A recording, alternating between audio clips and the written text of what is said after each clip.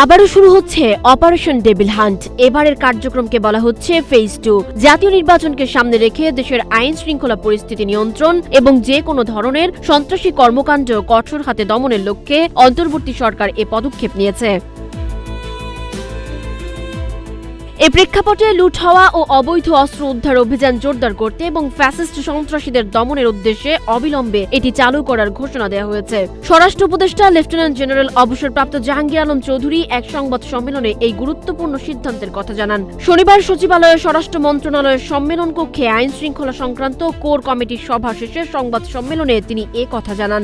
দোসররা তারা দেশকে অস্থিতিশীল করার জন্য সব ধরনের চেষ্টা করতেছে। পারফেক্ট ব্লেন্ডের ফ্রেশ মশলা, ভালোবাসার স্বাদ অটুট থাক। জাতীয় নির্বাচনের শান্তিপূর্ণ পরিবেশ নিশ্চিতকরণ, আইন শৃঙ্খলা পরিস্থিতি নিয়ন্ত্রণ, লুট হওয়া ও অবৈধ অস্ত্র উদ্ধার অভিযানকে আরো জোরদার ও বেগবান করা এবং ফ্যাসিস্ট সন্ত্রাসীদের দমন করার লক্ষ্যে এই পদক্ষেপ নেওয়া হয়েছে বলে জানা যায়। আমার বাহিনীকে আমি ইনস্ট্রাকশন দিয়েছি, তারা তাদের টহল কার্যক্রম আরো বৃদ্ধি করবে। নির্বাচনকে সামনে রেখে নিরাপত্তা প্রসঙ্গে স্বরাষ্ট্র উপদেষ্টা জানান, যারা নির্বাচনে অংশ নেবেন তারা আগ্নেয়াস্ত্র চাইলে তাদের লাইসেন্স দেওয়া হবে। এছাড়া যেসব প্রার্থীর আগ্নেয়াস্ত্র সরকারের কাছে জমা রয়েছে সেগুলো ফেরত দেওয়া হবে। এই যে ডেভিল হান্টের মাধ্যমে আমাদের কার্যক্রম অব্যাহত থাকবে।